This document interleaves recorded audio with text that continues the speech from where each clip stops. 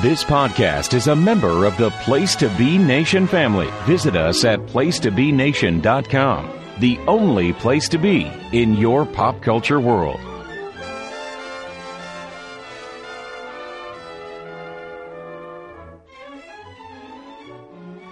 Place to Be Nation, welcome back to another fun episode of Pop Goes the Classics, Disney edition, here in the Place to Be Nation Pop Feed.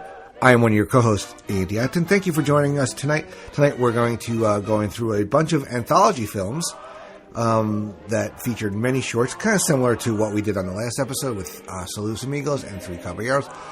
We will be back to reviewing full-length animated features like normal, like regular you would expect on our next episode. So just enjoy as we talk about a lot of these shorts, which if you cannot find the movies whole on Disney Plus, you can find a lot of the shorts, especially the first one we're going to talk about. But let me bring in the rest of the crew.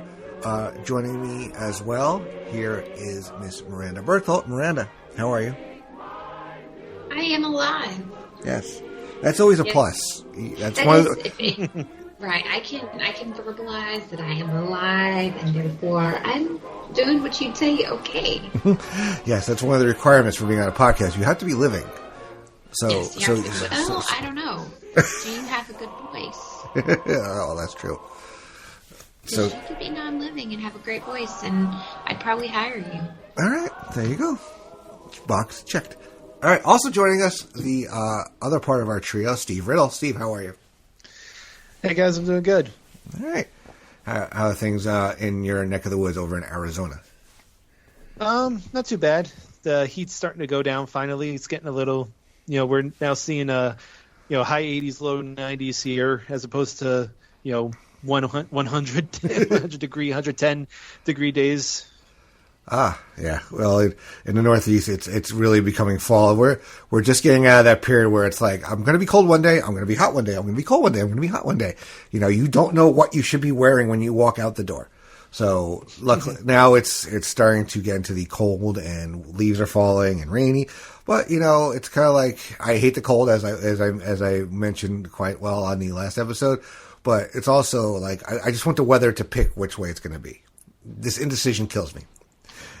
It is 48 degrees here. Oh, it's 53. All right. So tonight we're going to talk about four movies. First of which is Make Mine Music, released in 1946. This was the third package film. A lot of this had to do with the war going on and resources not being available, and concentrating, separating the animated teams to just work on shorts, which they feel they could have compiled and put into the theater, which is what they did. And actually, this movie is not on Disney Plus, which is usually where we go for watches. But a lot of these shorts are on there, so if you look up the individual pieces, like I said earlier, that you will be able to find them. So the first of the film segments is The Martins and the Coys, which is the Kingsmen, who was a popular radio vocal group at the time. They sang a story of the Hatfields and McCoys and where the mountains broken up when two young people from East Side inadvertently fall in love. It was censored later on in the home video release of it due to the objection of film's depiction of gun use. But that is actually not on the version that we watched.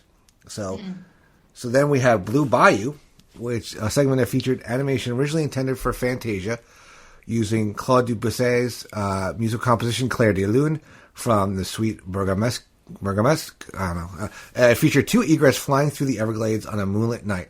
However, by the time Making My Music was released, the song was replaced by Blue Bayou, performed by the Ken Darby Singers, and the original version of the segment, though, still survives. I thought this was fine. It was like a very elegant and simple animated short. The reflection of the moonlight in the water with the ripples and the egrets flying along looked like it heavily influenced New Orleans Square at Disneyland. Miranda, what do you think of Blue Bayou? I think Blue Bayou would have been a great addition to Fantasia, but I can understand why they didn't have any more shorts in Fantasia, to be honest with you. They do have a Blue Bayou in Disneyland. Isn't it a restaurant? Yeah, they do. Yeah.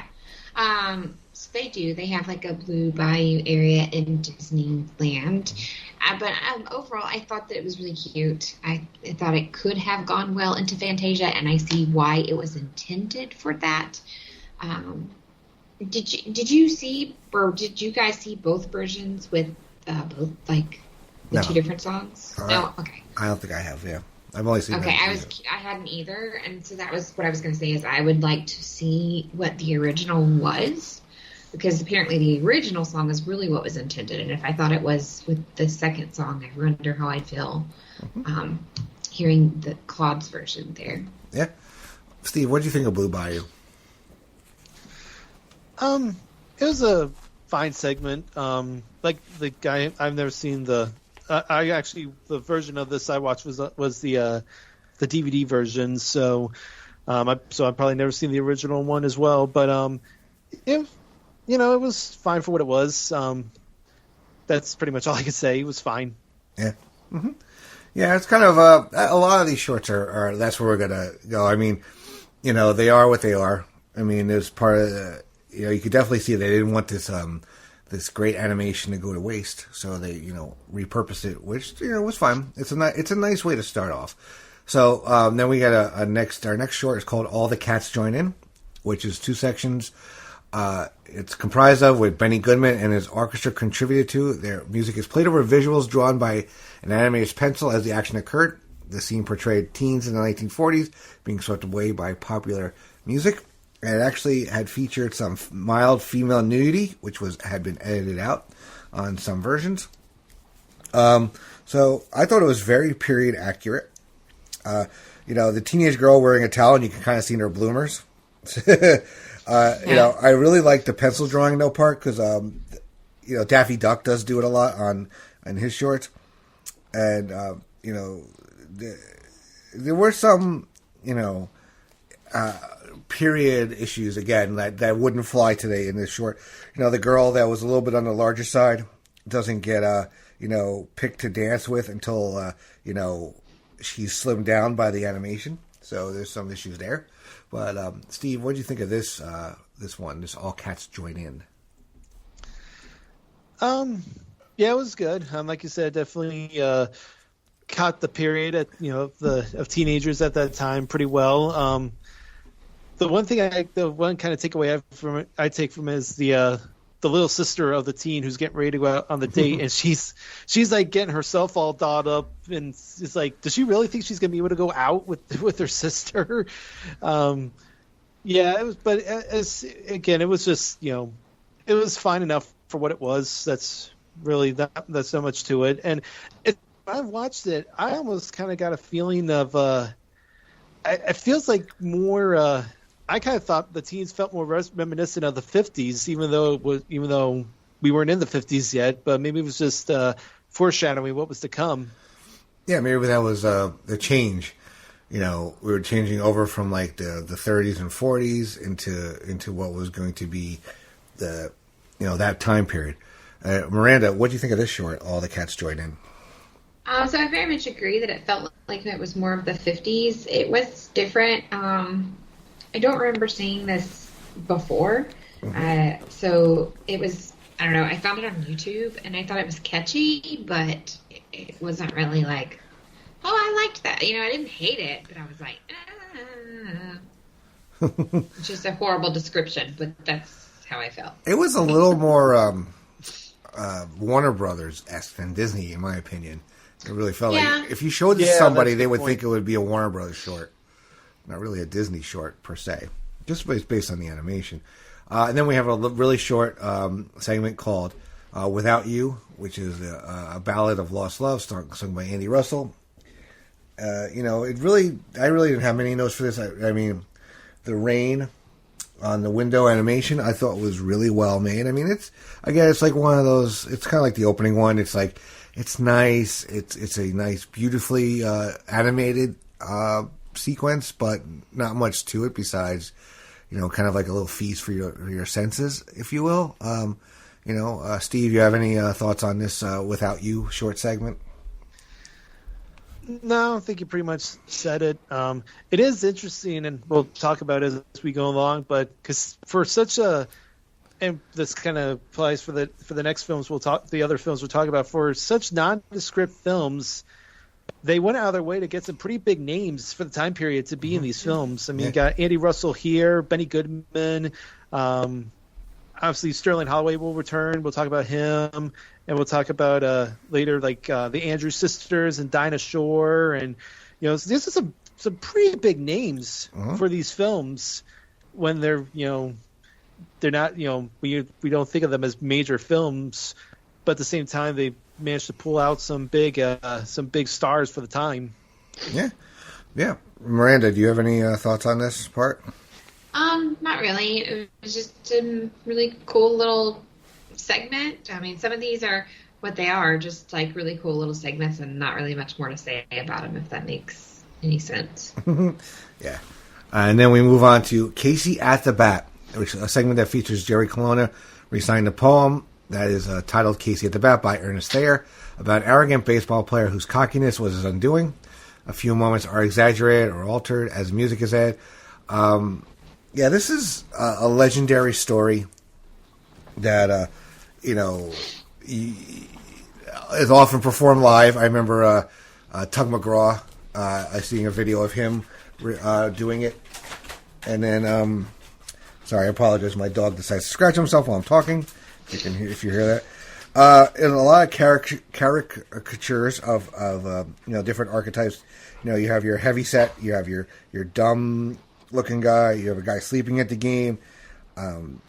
Casey is your perfect specimen, kind of an asshole, not going to mince words there, cocky, and the way the crowd kind of turns on the umpire, kill the umpire, was very. But this is a lot of. I really enjoy this short. Miranda, what about you? What do you think of Casey at the Bat?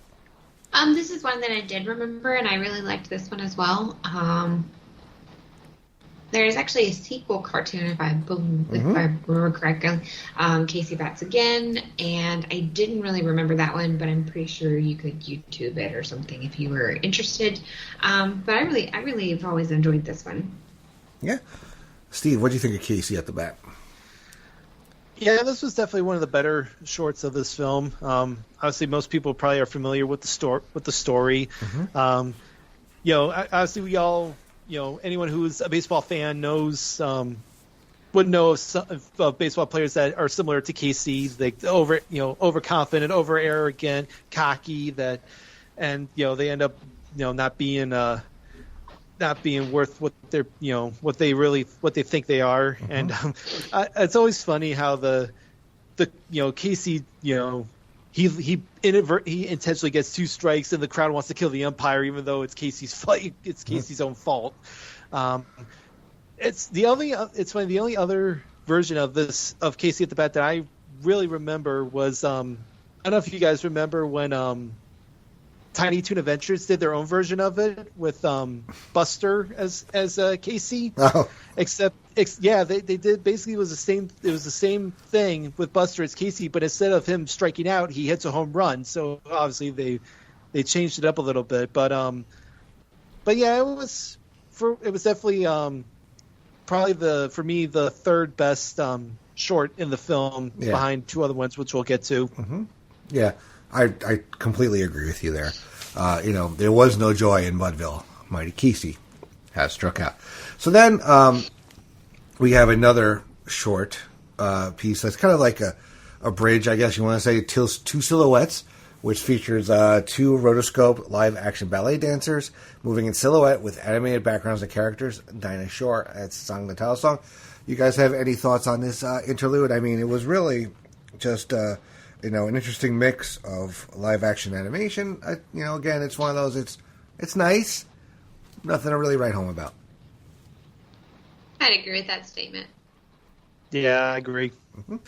Now we move on to a story that I loved as a child because my mother's side of the family is Russian and Polish, and my grandmother told me this story as a kid, and there were some other interpretations that I had seen, but this is one of my favorites, Peter and the Wolf, which is a animated dramatization of the 1936 musical composition by Sergei Prokofiev, with narrated by Sterling Holloway. Again, a perfect use of his voice. A Russian boy named Peter sets off into the forest to hunt the wolf with his animal friends, a bird named Sasha, a duck named Sonia, and a cat named Ivan. Just like in the piece, each character is represented by a specific musical accompaniment. Peter by the string quartet, Sasha by the flute, Sonia by the oboe, Ivan by the clarinet, Grandpa by the bassoon, the shooting of the hunter's gun by the kettle drums, and the evil wolf portrayed primarily by horns and cymbals. This is such a great use. The wolf is quite menacing. Sasha, Sonia and Ivan are a very ragtag group. The death of Sonia, which is, very... the first time, if you're watching it for the first time, it really hits you. But luckily that what happens to Sonia in the end.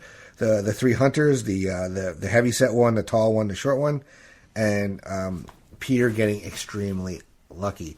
So, Steve, what are your thoughts on Peter and the Wolf? Yeah, this was a good segment. I think it was definitely carried by Sterling Holloway with his narration. I don't know if I've ever heard the actual musical composition. This was the only knowledge of Peter and the Wolf that I had. I thought it was kind of interesting how each character was represented by a specific instrument, and you would hear that throughout the segment, which was fun.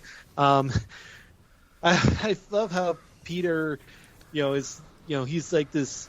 He thinks he's gonna be this great big hunter, and he thinks he can hunt a wolf with only a pop gun. like he's really really confident in his abilities, but like you said, through some sheer luck, he's able to tie the wolf up, and they capture him. So good for him. But I thought it was a fun segment. Definitely one of the other highlights of this film. Mm-hmm. Yeah. Yep. Miranda, what do you think of Peter and the Wolf? Peter and the Wolf is actually one of my favorites from this. I remember it being shown in other places as well. I thought it was really cute and very well done. And overall, it's one of my favorite Disney shorts of all the ones that they've done. Yeah. Mm-hmm. Lots of fun. And then we have another kind of interlude, which is After You've Gone, which is featured, again, Benny Goodman and the Goodman Quartet as 6 anthropomorphized instruments, the piano, bass, snare, and bass drums, the cymbal, and clarinet, who paraded through a musical playground. And then the next short after that, Johnny Fedora and Alice Bluebonnet, which is a story, a romantic story of two hats that fall in love in a department store window. Once Alice is sold, Johnny devoted himself to finding her again. They eventually, by pure chance, meet up again, live happily ever after, side by side. The vocals are provided by the Andrews Sisters. It was released separately on occasion. But Miranda, what do you think of the Johnny Fedora and Alice Bluebonnet short? I didn't remember that one, to be honest with you. And then I watched it, and I thought it was really cute. Mm-hmm. I kind of like the whole concept, and I'm kind of a sucker for that, like, cheesy little sweet romance. So it kind of was done that that's kind of what it is, basically, in cartoon form. And so I thought it was really cute. Mm-hmm. Yep. Steve, what did you think of this one? Yeah, it was a good segment. Again, pretty much a showcase for the Andrews Sisters, and it's kind of funny that all the trials that this Fedora goes through to meet up with his love again, and they end up being together on two horses. So nice little love story between them. So it was fine. Mm-hmm. Yeah, I mean, he kind of goes through the ringer, so to speak. And then they end up on horses next to each other, which is really cute. And then the final segment in the movie is the whale who wanted to sing at the Met. If you want to, I remember seeing this for the first time under just a separate short called Willie the Operatic Whale. But is a bittersweet story about a sperm whale named Willie with incredible music talent and dreams of singing grand opera. A rumor is spread through the city about an operatic whale, but is seemingly disproven. Therefore, the short-sighted impresario, Teddy Toddy, believes that the whale has been swallowed an opera singer and sets out to rescue his non-existent quarry. Newspapers announced that he was going to sea, Willie's seagull friend, excitedly brings Willie to the newspaper, and all of his friends believe there's a big chance. So he goes out to meet the boat and sing for Teddy Toddy. He finds them, and upon hearing Willie sing, Teddy Toddy comes to believe that Willie has swallowed not one but three singers due to his having three uvulae, each with a different voice range, tenor, baritone, and bass, and then chases him with a harpoon on a boat and three crewmen. Upon hearing the whale sing, the crewmen stop the submarine and delude Teddy Toddy from killing the whale as they want to continue listening to him sing, even to the point of pinning Teddy Toddy down by sitting on him. A montage then follows of what would be Willie's future career in performing opera on stage at the Met, with Teddy Toddy showing to have finally been convinced otherwise. In the end, reality strikes when Teddy Toddy succeeds in harpooning and killing Willie, but narrator explains that Willie's voice, now in 1,000, each more golden than before, will sing on in heaven. So, Steve, you probably again, one of your favorite parts of this movie, but what do you think of Willie, the operatic whale who wanted to sing at the Met? Mammy's little baby loves shortening, shortening. Mammy's little baby loves shortening break. God, that song's so catchy. But yeah, this was definitely this was my favorite segment of the film. Kind of interesting about having a whale that can sing, not only sing opera but can sing three different voice ranges for an opera. And I liked how they did the little montage of him singing in the different theaters, and how you think he's going to become this big star, but then you get, reality slaps you in the face when we find out that Teddy Toddy killed him. Definitely a major downer to this to this segment, which kind of sucks. But but then we get to hear him that he does continue singing Heaven. But it was definitely a fun segment and a good one to end the film. Mm-hmm. Yes, Miranda, what do you think of this piece? I really don't know. Like, I feel like it was really well done and it's really good, but it's also really sad. I understand the whole concept of don't worry, now his voice can live on in thousands of other people, and more, and he'll sing on in heaven, but they still killed the poor whale. I don't even know how to feel about that. Still processing that. Right. No, it's fun. It's definitely a interesting dream sequence with kind of like a downer, though. We all know Disney's not afraid to kill off beloved characters. Mm-hmm. Yeah. Mm-hmm. Yep. We have got, Miranda's got feelings on that. Yeah. All right. So that's going to bring an end to Make My Music. So we're going to continue on. We're going to skip over the next movie that was released because one, you can't find it anywhere unless it's a bootleg, and two, I don't know how we would tiptoe around Song of the South. So we're going to move on to Fun and Fancy Free, which is another anthology. This one is actually on Disney Plus. You can find it on there. It was released in 1947.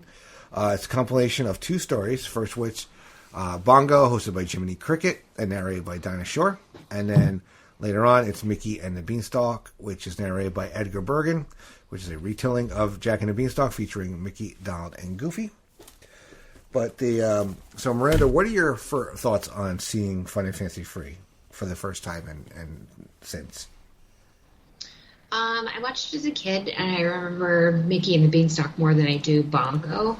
But I do remember really enjoying it. And then watching it again, I still really liked Mickey and the Beanstalk. And then kind of reminded me, because again, sometimes you watch these and you've seen them, and you remember how you felt when you watched them before. You remember liking them, but you don't really remember it, if that makes sense. And also watching something at a different point in your life has a different feel to it as well. Mm-hmm. So I remember watching it before. I remember really, really liking it.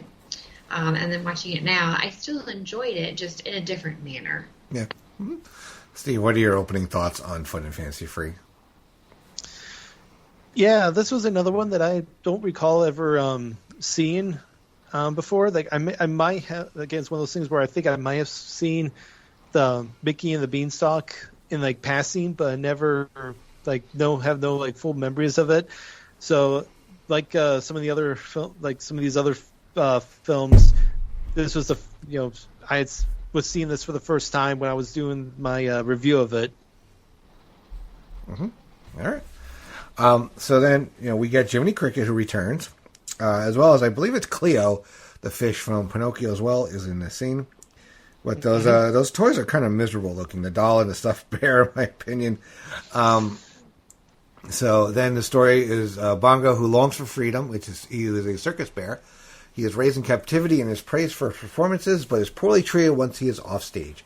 As such, while traveling on a circus train, his natural instincts, a.k.a. the call of the wild, urge him to break free. As soon as he escapes, he enters a forest.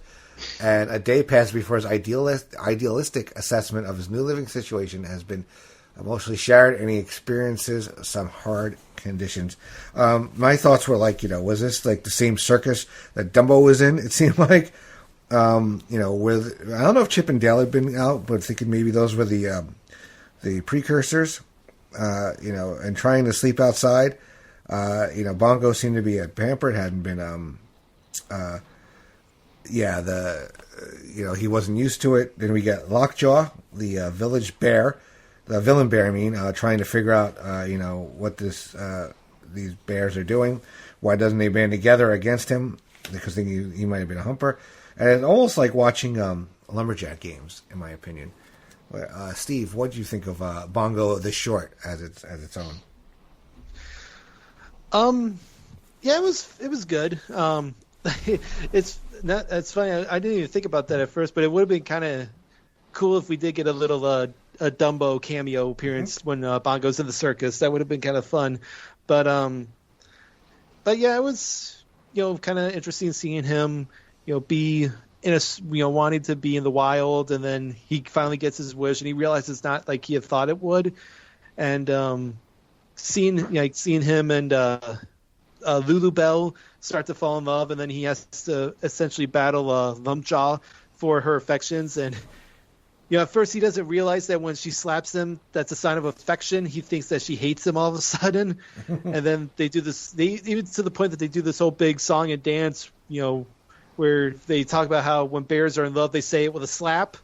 And seeing all these bears and do a little doing a square dance is quite the sight to see. And then the final battle with him and Lumpjaw, with Lumpjaw getting swept away in the river, and then Bongo finally gets the girl. It's a good little ending to this good short. Mm-hmm. Yeah, I thought that. Yeah, sorry for saying Lockjaw. I again can't read my own notes.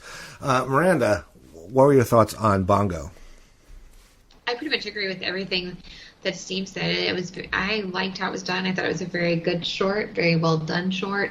I really kind of like how it kind of opened and closed, and you even said you move on and it's not exactly what you think it's going to be. It's kind of like what happened with the little penguin before. It wasn't exactly what he thought it was going to be, but eventually it does turn out completely okay.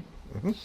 Yeah, and so we get to another live action sequence, which is narrated by Edgar Berman, who has his ventriloquist dummies, Charlie McCarthy and Mortimer Snerd, and they tell the tale to the child actress Luana Patton at her birthday party, with Jiminy listening in after having read an invitation shortly after the previous story ended. This is a classic tale. It's Mickey and the Beanstalk, basically, and it's a tale of Jack and the Beanstalk, where they climb up the beanstalk, and Donald, is typical Donald with his lack of patience and messing with dragonflies. The humongous food, and it's our first our first glimpse of Willie the Giant, who we actually will see at times down the line. Very famously, I believe he plays the ghost of Christmas Present in Mickey's Christmas Carol later on. I love his little thing where he picks up a lamppost and uses it like a flashlight. That's one of my favorite, and the way he's mispronounces food. But Miranda, what are your thoughts on Mickey and the Beanstalk? Mickey and the Beanstalk to me is a classic, very well done. I've always loved this one. I think what is also said to be true is like it holds up because it's just the story of Jack and the Beanstalk essentially. And I don't know, but is this the first time that we see Goofy, Donald, and Mickey like together as a trio? I was about to ask that. I think it is. It is. I think so. I don't think they released a short with the three of them together yet.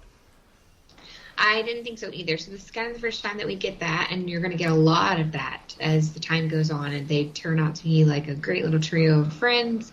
And again, they reuse Willie, which is really fantastic.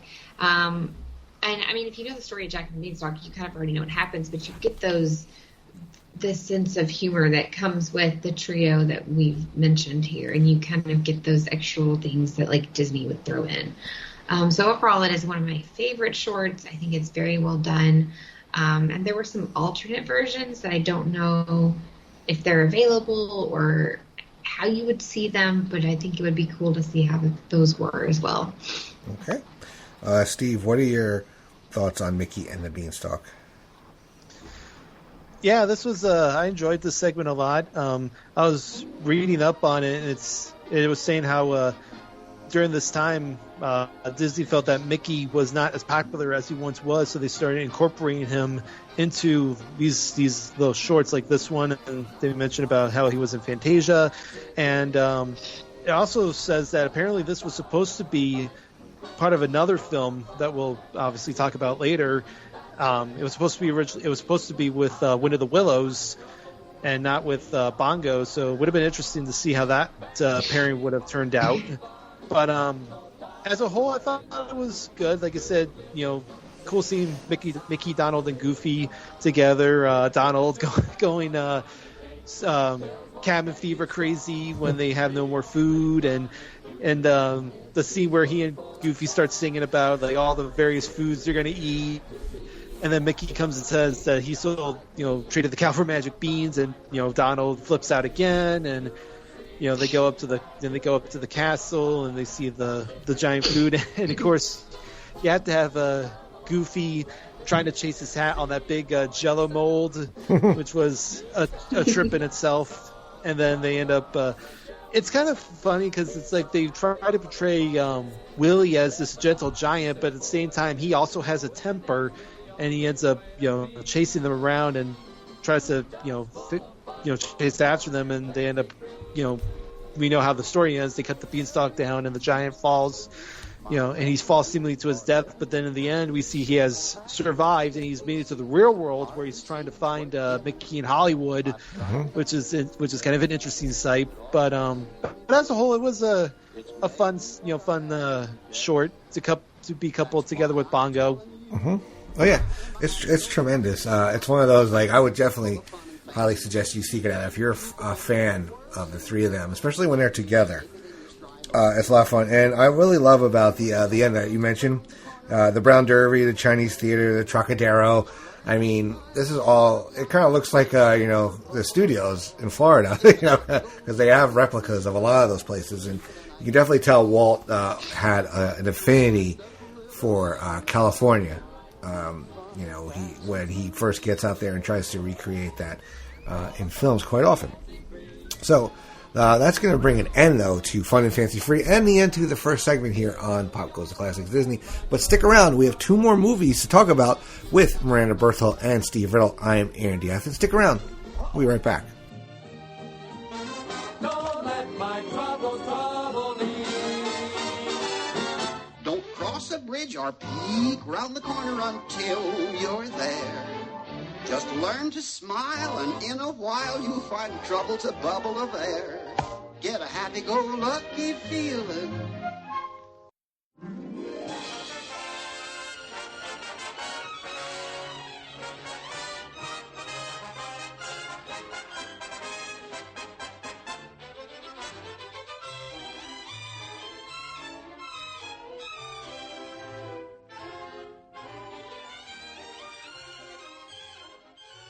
Place Me Nation, welcome back to Pop Goes the Classic Disney edition. I am Andy Atherton, hanging out with my co-hosts Mirandia Berthold and Steve Riddle, and we're still talking about some of these anthology compilation movies, films that came out in the 40s, and we're talking about Melody Time, which came out in 1948, which was the 10th theatrically released animated feature by Walt Disney. And much like the other movies we're talking about, it is similar to Fantasia or Make Mine Music.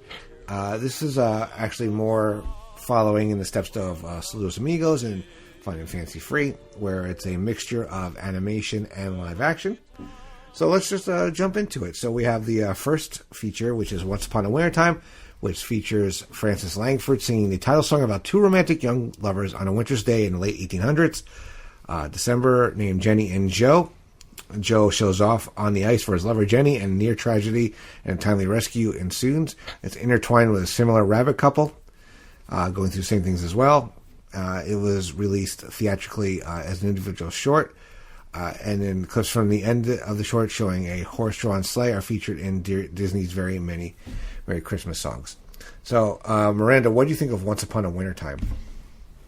I mean, I thought it was well done. I thought it was cute. It was one of those, like, it's a fun little quick watch, but I don't know if I'd be like, oh, I want to watch that again, or I want to seek that out, if that makes any sense. Yeah.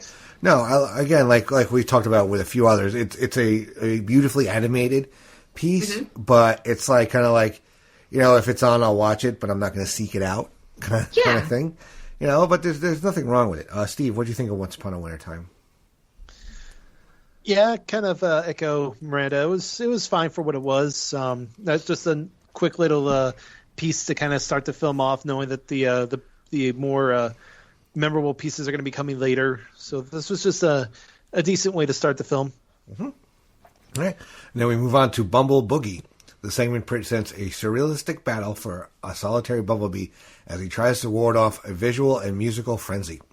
The music is courtesy of Freddie Martin and his orchestra, and is a swing jazz variation of Rimsky-Korsakov's Fly of the Bumblebee, which is also one of the many pieces considered for inclusion in Fantasia. I thought this was fun. It's a short little high-tempo piece. The bee is a perfect choice for the protagonist. Steve, you have any thoughts on Bumble Boogie? Not really. Just, again, nice, quick piece. It would have been interesting to see where it would have fit in Fantasia, considering how kind of full that film is. But as it is, it's it is what it is. Mm-hmm. All right, Miranda, what about you with Bumble Boogie? I kind of completely agree. I mean, there are a lot of these that when they're like, we considered this for Fantasia, I would have loved to have seen where they would have placed it to keep, because, Fantasia is very much about, like, the placement of each one of those individual stories. So anytime we've gone through some of these in this segment that or this episode we've done where they're like, oh, we considered this for Fantasia, I can see how it would fit, but I would really like to have seen where they would have placed it. And then maybe I would have changed my mind and been like, oh, no, it should have been there instead of here. Mm-hmm. Yeah, I think so. I think they kind of, when we get to their Fantasia 2000, I think they kind of get a chance to do something similar to this in that one. So looking forward to that. And then we move on to The Legend of Johnny Appleseed, which is a retelling of the story of John Chapman, who spent most of his life roaming Midwestern America, mainly Ohio and Indiana, in the pioneer days, and he was planting apple trees, thus earning his famous nickname. He also spread Christianity. The segment was released independently on Christmas Day in 1955 as Johnny Appleseed, and it has a running time of 17 minutes, making it the second longest piece of this movie. And, the story of Johnny Appleseed was first immortalized around campfires and then later turned into a storybook form. This is Walt's wheelhouse. Walt loved Americana. You can actually find this. I have it on DVD somewhere. It's called Disney Legends, and it's all stories of Johnny Appleseed is on there, Paul Bunyan, John Henry. So all things that Walt really, really loved. But Miranda, what do you think of The Legend of Johnny Appleseed? Johnny Appleseed is another one. I hate to keep saying, like, some of these are my favorites, but, like, this is another one of my, when you're talking about Disney animated shorts that I've always really liked. I, too, had that same collection that you're referring to that had, like, Paul Bunyan and Johnny Appleseed, and I can remember the songs that are on there. And I really loved this one. I thought it was very well done, very cute, kind of history in... I don't want to say history because there are some things that we really don't know, but clearly with it being like a historical fiction done by Disney, I thought it was really cool because sometimes to teach a child something, the best thing to do is to sit them down and say, watch this. And so I thought it was very well done, and I really liked it. Yeah, it's legend. It's folklore. It's well animated and a little sad at the end, but Steve, what do you think of The Legend of Johnny Appleseed? Yeah, I thought this was a good short. I think most people going in probably knew about who Johnny Appleseed was and knew of his legend, so they kind of had an idea of what to expect. That he was the guy who went around planting apple trees across the country, and so it was kind of interesting to see it in animated form. I think the best part, my favorite part of it was when he's tilling the fields and the animals are unsure of how to approach him, so they send the skunk after him, and they think he's going to attack him, but then they see Johnny just kind of petting the skunk and not being afraid of it, and then they realize that he's a good guy, so they end up befriending him, and they pretty much stay at his side for the rest of his life. So I thought that was kind of cute. And then the big party scene where they're doing doing the dancing and I guess the early version of bobbing for apples, where they tie it on the string and the people try to bite it. And the one guy ends up kissing one of the girls and he gets a slap for it. It was kind of funny. And then all the various apple-based food products they have, just kind of showing out the versatility of the apple. So it was a fun segment. Probably I think next to the segment at the end, probably the best known segment on this film. Yeah, it's a lot of fun. Like I said, it's as we mentioned in the past, edutainment, which it's fun to watch and also teaches you something about some American folklore. So the next short, Little Toot, it's based on the story of Little Toot by Hardy Gramaski, in which the title protagonist, a small tugboat, wanted to be just like his father, Big Toot, but couldn't seem to stay out of trouble. The Andrews sisters provide the vocals. I thought this was a cute short. It reminded me a lot of Pedro from Saludos Amigos with an anthropomorphized vehicle. I thought there was some funny parts in it, like how could it even possible a ship in the middle of the city, even if it was cartoon physics. I felt bad for his dad. This kid gets him in trouble, and now he has to haul garbage, and then they banish him out to sea, where he ends up saving a ship. But Steve, what do you think of Little Toot? Yeah, this was a good segment. Little Toot wants to be just like his dad, but he's really just he's pretty much just a disobedient toddler, as I put it in the review. He can't unfortunately do anything right, and I would say kind of harsh that, granted, he did cause a lot of destruction, but still kind of harsh that they basically sent him out to sea by himself as punishment. But in the end, it works out because he ends up finding the big ship and he leads it back to safety. And he becomes a hero, so it all works out in the end. So, just a cute little segment to keep the film moving. Yeah, Miranda, what do you think of Little Toot? I agree. I think it is a perfect, where it's placed here. It keeps everything kind of going and moving. Very cute. Again, like you said, it reminds you of the plane one that we watched earlier. And apparently this short ended up being inspiration for a children's series later called Tugs. I'm with you guys. Like, cartoon logic doesn't make sense on some of these parts. But, again, grain of salt, cartoon logic, go with it. But overall, it's very well done, and this is, I think, a good segment. Yeah. And then we have a little interlude, Trees, which is a recitation of the 1913 poem Trees by Joyce Kilmer. It's basically just animated scenes through the changing of the seasons. Not much to say about it. Again, one of those, it's a nice, wonderfully animated, beautiful piece, but, it's... Unless you're watching this movie, I don't know if you necessarily would seek it out. Then we have Blame It on the Samba, where Donald Duck and Jose Carioca meet the Arquayan bird again, who introduces them to the pleasure of the samba. The accompanying music is the 1914 polka, which is fitted from Spanish to English. It's the Paniete Cavino by Ernesto Nezrith. The Dining Sisters provide the vocals, while organist Ethel Smith appears in a live-action role. Kind of like, it reminded me of like a deleted scene from Three Caballeros, basically, or Los Amigos. But Miranda, do you have anything to say about Blame It on the Samba? I think it's really well done, and I think if you liked the Three Caballeros or, the three of them together, you definitely should check it out if you've not seen it before. I think it fits well in this and kind of provides more of that. People that really liked that, like, oh, here's some more. Mm-hmm.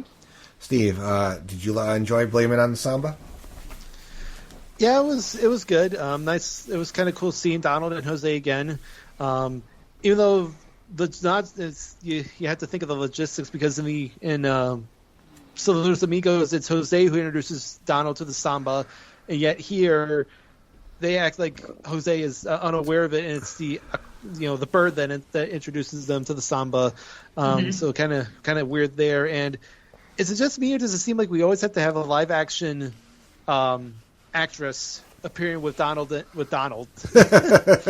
Donald loves them so much. I guess, but it was like I said, kind of cool little segment, kind of nice throwback to Saludos Amigos and the Three Caballeros. Kind of weird that Panchito wasn't there, but yeah, it was. But for what it was good. Mm-hmm. Yeah. So then our final segment is Pecos Bill. It's about the Texas famous hero.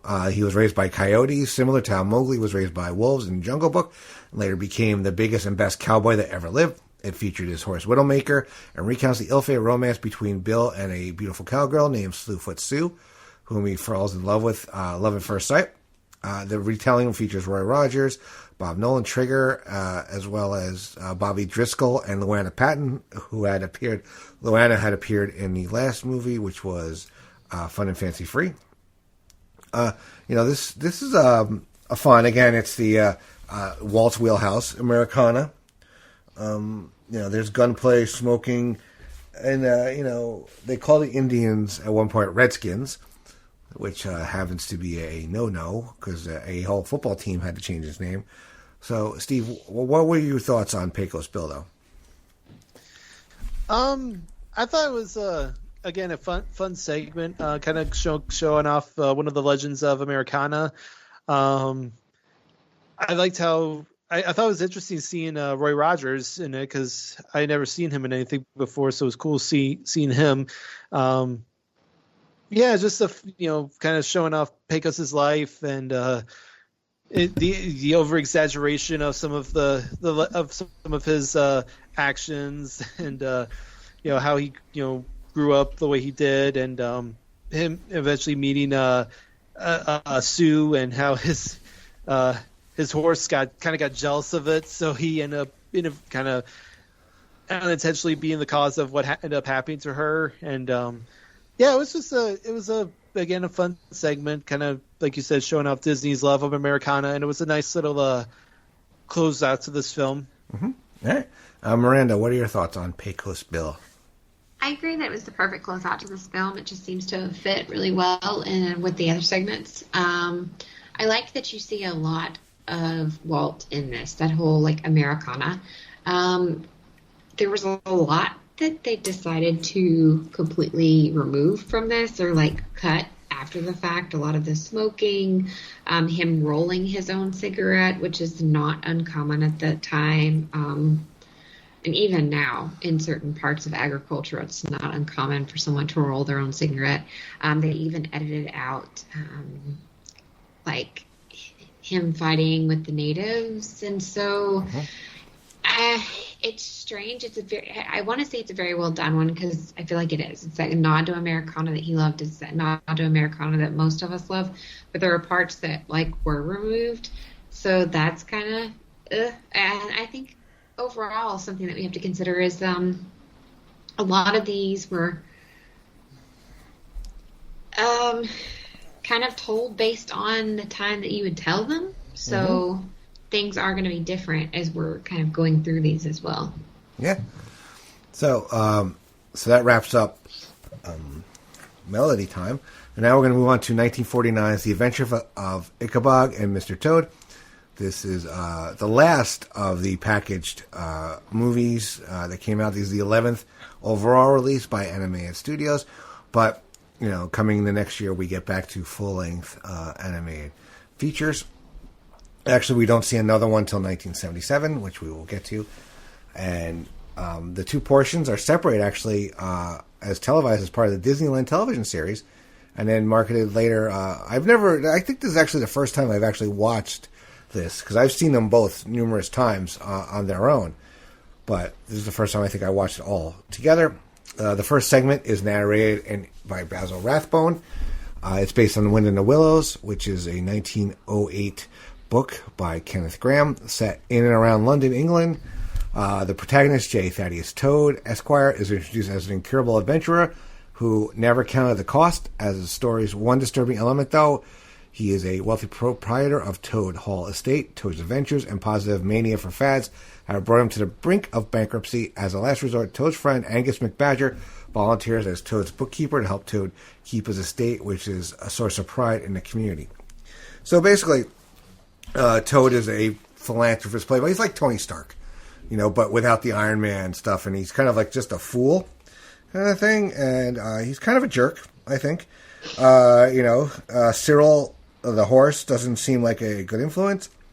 I really, though, enjoy Badger, the water rat, and Mole. The rat and the mole actually appear in Mickey's Christmas Carol as well. They are the ones collecting for the poor, and Scrooge kind of, shuts the door on them, and then later on when he has his epiphany, he, embraces them. The weasels are bad guys. Maybe that's some foreshadowing, and the fact the bartender really takes him for a ride. So, Miranda, what do you think of the Adventures of Mr. Toad, a.k.a. The Wind in the Willows? I love The Adventures of Mr. Toad. Of course, I loved the book The Wind in the Willows, and I felt like this was very well done. I think it's really cute, and just it kind of really shows like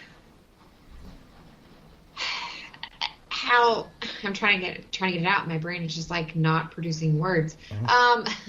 So it kind of shows like real concern for friends and real kind of like a change in behavior, and I just thought it was really well done.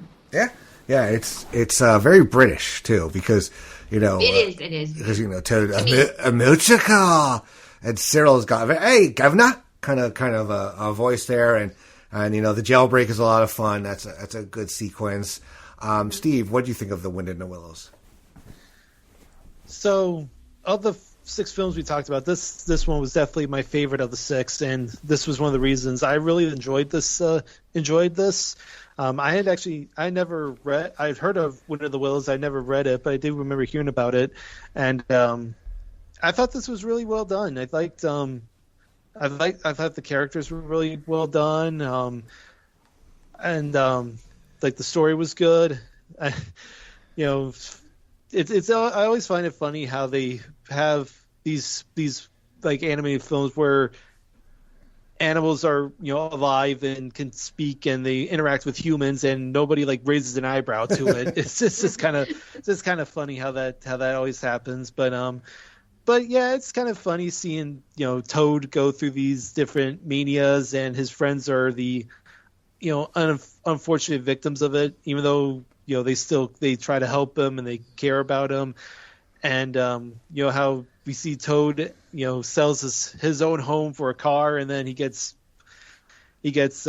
wrongly accused that it was stolen, and and then the big twist at the end, like you said, that the bartender's in league with the weasels, and and they eventually, everything works out in the end. Toad gets Toad Hall back, and you think everything's okay, but then Toad moves on to another mania, and and it's basically the process repeats all over again.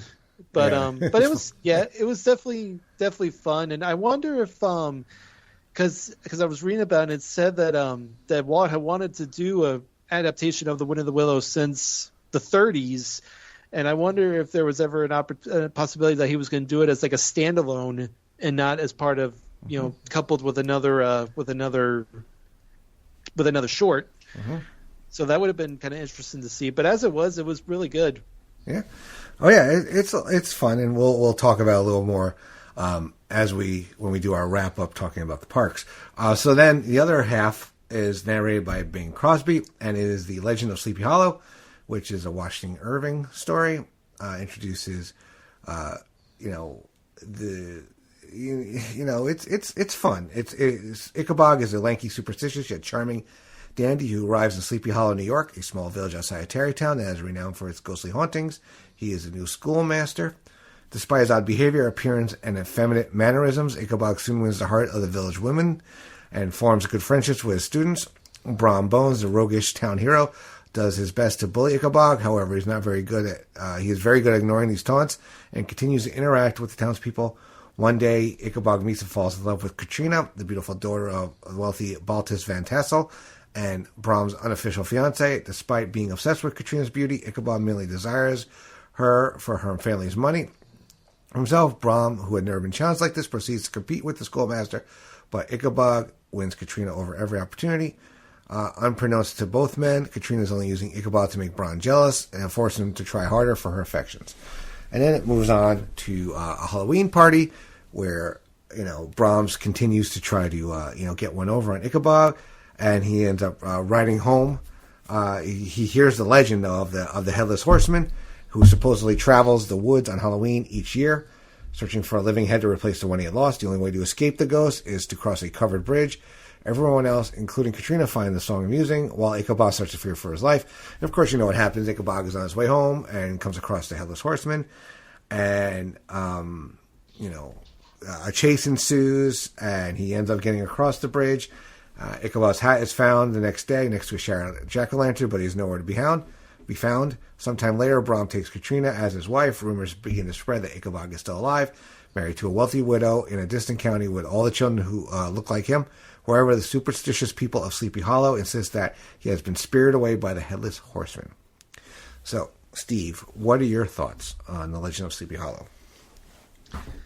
I really enjoyed this too. I think a lot of people going in probably had known the story of Sleepy Hollow and knew of the legend. It was probably popular at Halloween parties, and again, to see like a visual adaptation of it was cool. It's funny, but when I was looking, it's like the name Brom Bones just sounds like a bully's name, and it's like you expect, you just know he's the, he just looks like what you expect to be, this big brutish guy who's who thinks he's the top dog of the town, and here comes this lanky, thinly guy who's who's not trying to start trouble, but the bully just wants to make trouble, and yet he can't. No matter what he does, he can't get the better of him. Ichabod always gets, without realizing it, always gets the better of him, and it is kind of funny that Ichabod is obviously very attracted to Katrina, but yet he only wants the family money. So kind of a little weird, interesting on his part that he's basically just in it for the money, and yeah, but Brom finally gets him with the story of the Headless Horseman, and then we actually see the Headless Horseman, which is always a cool little sight to see, and yeah, just a really good segment. And I like I said, I think this of all the films we've seen of these 6, this definitely was the most well-rounded and best produced of the 6, because I think instead of it just being a bunch of random segments, they actually went with like 2 full-fledged stories and really made them well done. Mm-hmm. Oh yeah, I quite enjoy this. The use of sound was really good in this. Yeah, Ichabod is not the most likable protagonist, basically, in this movie. Brom is such a jerk. I think he's like a precursor to Gaston from Beauty and the Beast. He has a lot. Mm-hmm. I think they drew on that a little bit. I actually grew up not far from Sleepy Hollow in New York. It's I don't know, about 20 minutes or so north of where I grew up. So I mean, we used to go up there for haunted hayrides and stuff. And yeah, it's a nice little town. It's part of Tarrytown, which is just a town that's it's like right on the water of the Hudson. you cross right. It's right across from Rockland County in New Jersey. It's a nice area, and it does get spooky up there though. Miranda, what do you think of The Legend of Sleepy Hollow? I really enjoy this one. This is one I've always really liked. But stories like this in general are things kind of like in my wheelhouse of things that I love. So this is one that has always been really enjoyable to me. I think it kind of plays into, we've talked a lot in this episode about Walt's love of Americana. And I think this is falling into that again. It's Sleepy Hollow, and the Legend of Sleepy Hollow and the story of the Headless Horseman is definitely a American horror, American scare your kids story. So I think it falls into that for sure. I think it's funny that everyone here is playing the other person for something that they really want. And in the end, I mean, even the Headless Horseman is playing for what he wants. He wants a head. Katrina wants to make Brom angry, and Ichabod just wants the money. They're all playing each other for something that they really, really want. And I think that leads to life lessons as well, without going too deep into this means this and this means that. But I think it's very well done in a lot of ways, because you could read very deeply into this and you get a lot of life lessons. It's also just a fun, quirky, little scary Halloween story. It's the Americana of things. And then Bing Crosby is a big name, and he narrated this, but he also did the voices of Brom and Ichabod. So I think that's really cool too, to kind of get more of Bing and his talent as well. Mm-hmm. Yeah, to Steve's point about the big names they've gotten in a lot of these compilation movies. Yeah. So in terms of the legacy, they're all, like I said, they're all fun. You can definitely seek them out if you don't want to sit through watching all the complete movies. They are all available individually on Disney Plus. As far as I know, I think most of them Make My Music, but definitely all the others like Ichabod and Mr. Toad. You can watch them together or separately, and a lot of the shorts from Melody Time, Fun and Fancy Free, and Make My Music. As far as the parks, there's really not much in terms of the first three movies. I believe there's some of them, and we didn't mention on the last episode as well. The Three Caballeros are also featured in Mickey's Filler Magic, which I don't know if you guys have ever been to that. That is one of those 3D, 4D type things where you go in a theater and you put on 3D glasses, and it's kind of like a who's who of Disney, and it's a journey through kind of like different characters coming in, and Donald is one of the stars, of course, in it, and it's one of those things that it's when you go on it, you get out of the sun kind of thing, and it's actually a 4D attraction. It was Mickey Mouse is a title bearing character. It's Donald Duck, who's the star of the show, and it's shown on the largest purpose-built 3D screen ever made at 150 feet.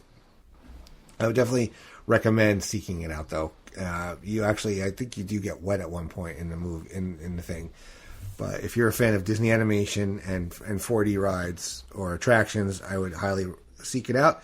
And you'll see them around the parks also at different little spots you may see, or nods to them. But the biggest one, and it's no longer there in Florida, it's only in California, Mr. Toad's Wild Ride. Have either of you ever been on that ride? I have not. No? I think I have, because I remember, because I have visions of the ride with my dad. At one point, I guess the weasels pop up and he says, "Watch out for them." So I think I have been on that ride, but I have very little memory of it. Mm-hmm.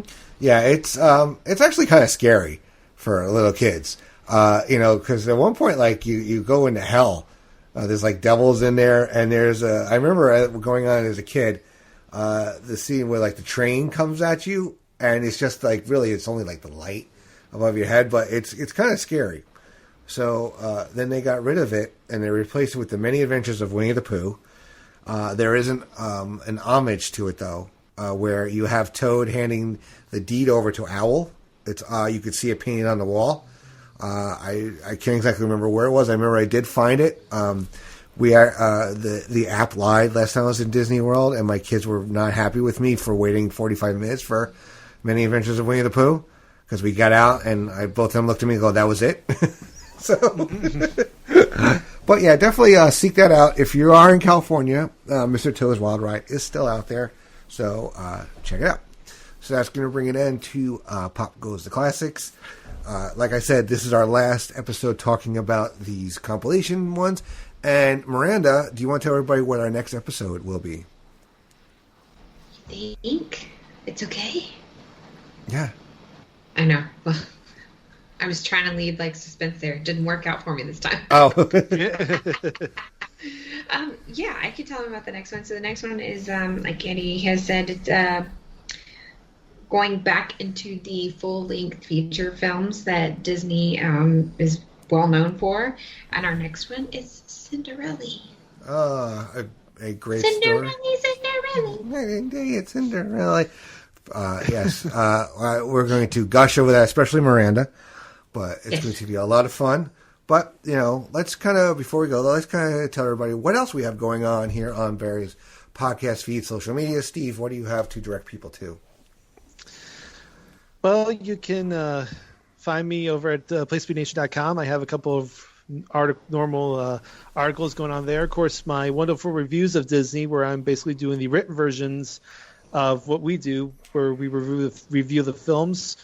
I'm closing in on the most recent decade that we've had, of course, the 2010s.